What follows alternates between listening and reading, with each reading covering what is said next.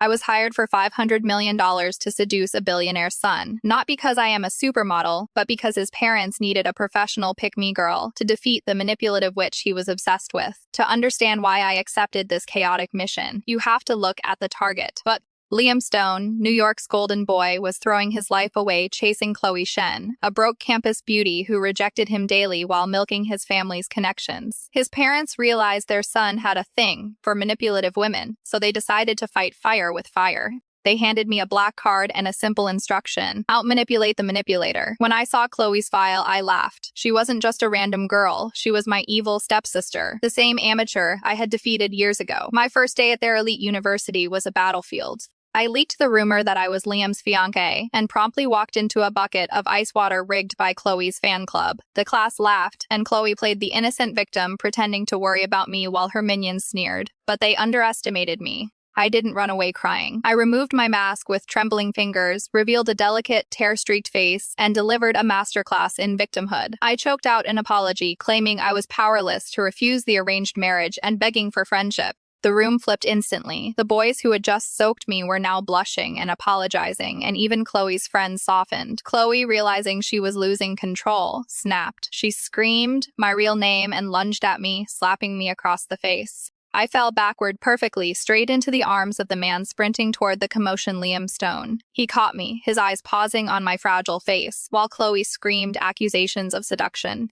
Liam grabbed her arm to stop her, defending me not out of love, but to protect her from his parents' wrath. I watched the chaos unfold from his embrace, knowing the game had officially begun. I wiped the tears from my face and handed the expensive hair clip to a random girl, smiling as I watched the shame wash over Chloe when everyone realized I was the bigger person. To understand why I gave away Liam's gift, you have to see the dynamic I was dismantling. Liam handed me a simple hair clip, a welcome gift from his mother, while simultaneously presenting Chloe with a velvet box containing a ruby jewelry set he bought with his own money. The message was clear: she was the queen, and I was the afterthought. Chloe beamed, smugly telling me to put on my clip, expecting me to shrink in her shadow. Instead, I played the martyr. I refused the gift, tearfully declaring that a countryside girl like me didn't deserve luxury, and gifted it to Jenny, one of Chloe's overlooked friends. Jenny was thrilled, immediately pledging her loyalty to me, while Chloe stood there looking petty and stingy with her hoard of jewels. Liam, impressed by my selflessness, stopped me as we left and pressed a black card into my hand, telling me not to sell myself short, but the victory was short-lived. Outside the gates, my biological parents, the ones who had abandoned me years ago, ambushed me. My mother slapped me across the face, screaming about escaping a mental hospital, a lie cooked up by Chloe to discredit me. They tried to drag me into a car, claiming I was insane and dangerous. But I didn't panic. I widened my eyes in envy, delivering a heartbreaking monologue about wishing I had parents, like Chloe's, reinforcing the lie that I was a lonely orphan.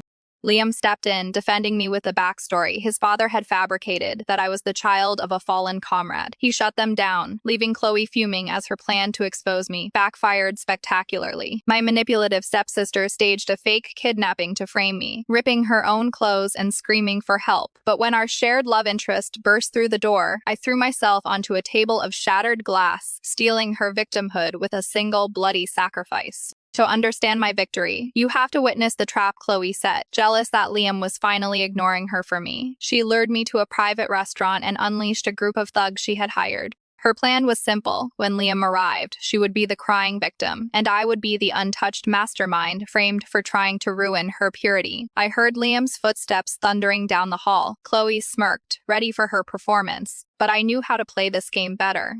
The moment the door burst open, I didn't freeze, I attacked. I bit a thug's hand, screaming at him to leave my friend alone, and let him fling me backward. My forehead slammed into the sharp corner of a table with a sickening thud, and I landed in a pile of shattered glass, blood streaming down my face. When Liam rushed in, he didn't see a villain standing over a victim. He saw me broken and bleeding, having sacrificed myself to save the girl he supposedly loved. I looked up at him with weak, loving eyes and whispered, "Don't be afraid, I protected the girl you love." His face crumbled in shock and devastation as he rushed past Chloe to hold me. I closed my eyes, savoring the darkness, knowing that by bleeding for her, I had just destroyed her. Welcome to share your feelings in the comment section. Remember to like and subscribe. And if you want to see more story content, please check out the other videos on my channel.